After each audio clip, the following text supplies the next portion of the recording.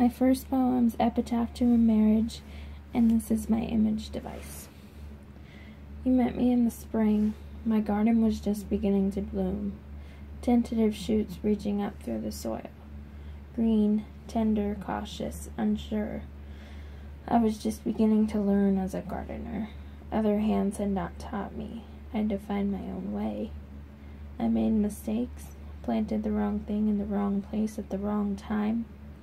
Sometimes I tended the weeds and neglected the flowers, ignored the weaker, delicate ones, not knowing their worth. And then you came.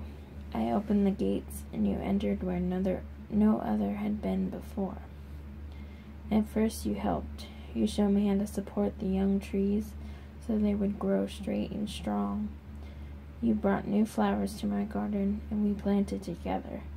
We planted 2 trees right in the center. But I could not maintain it, and the weeds encroached. I realized my lack, that my garden was not comfortable for you, so I went and learned how to nurture it. I learned how to use new tools. I learned that weeds grow deep and how to dig to the roots. The roots were widespread. It took time, but soon they were gone. In their place, I planted new flowers, their scent sweet. Summer had come, and my garden grew. I thought you would be pleased. You came, you looked, but you didn't see, and you never noticed the new flowers,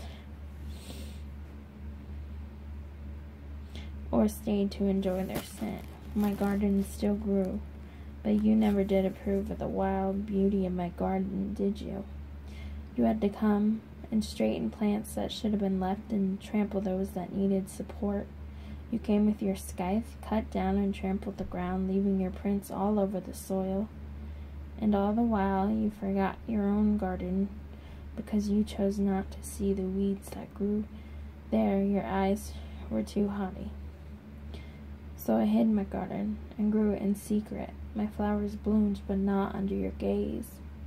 I trusted you. You said you knew how it was all to be done, so I trusted you. But among my flowers you grew thorns. You did not feed the soil. You destroyed where you should have built. The flowers we once planted together in the spring grew weak and now are dead. Only the 2 trees remain. I used metaphors to go with that. You met me in the spring. My garden was just beginning to bloom. She was just discovering who she was, is what I took that as. I opened the gates, and you entered where no other had been before. She had never opened her heart to anyone until him. At first you helped. You showed me how to support the young trees so they would grow straight and strong. He nurtured her and made her feel safe and confident in herself. At first. So I hid my garden and grew it in secret. My flowers bloomed, but not under your gaze. She was a different person under his watch compared to who she really was with anyone else. But among my flowers you grew thorns. You did not feed the soil. You destroyed where you should have built. He neglected her, destroyed who she was from the inside out, instead of nurturing her like he once had. And those were the key metaphors I thought were in the poem. My next one is Be Quiet, and this one is my sound device.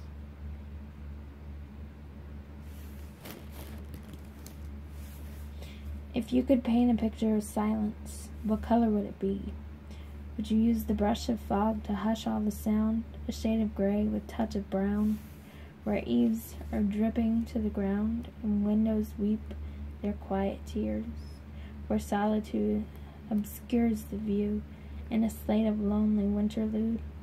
Or would it be a shade of green, a forest deep of muted breeze, no sound to scatter birds from trees, no broken branches, swaying grasses, missteps that crackle the fallen leaves, untouched by clatter, harsh and rude? Would silence be as black as night?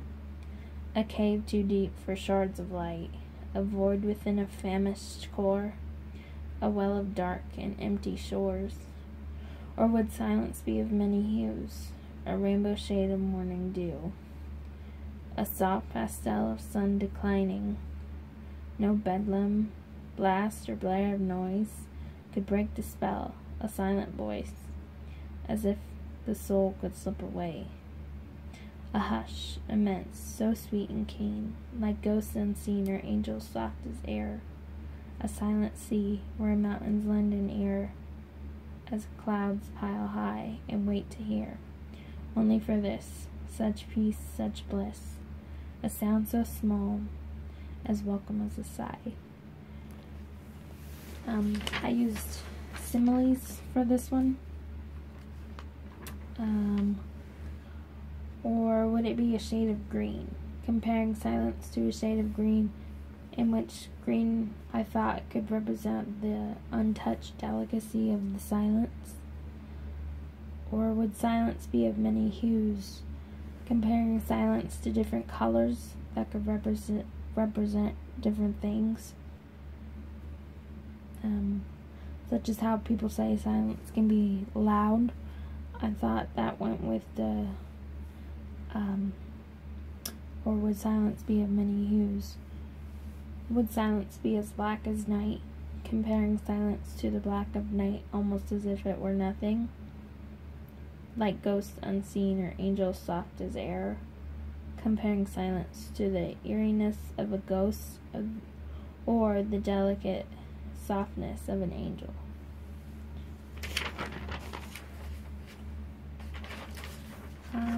And then my third poem is my deeper meaning poem, and this one is Eyes of Silence. Some have eyes of silence, that watch but do not speak. They keep what they know bottled up inside, along with a need their hearts do seek. Do they see, feel, love, cry? Those silent eyes never tell. You can gaze deep inside, but you'll never see those silent eyes that live in their own hell. Just what makes a person lock all emotions deep inside, to stand alone deep within their own minds, never reaching out to touch another because the fear inside renders them blind. One day, those eyes of silence may suddenly call out, when loneliness overtakes the fear itself and love overrules all doubt. I used personification with this one. Do they see, love, cry? Those silent eyes never tell. I thought this was giving human emotions such as loving and crying to silence, which isn't really seen or a human emotion. Never reaching out to touch another because the fear inside renders them blind.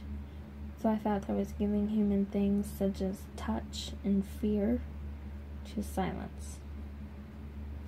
And those are all three of my poems.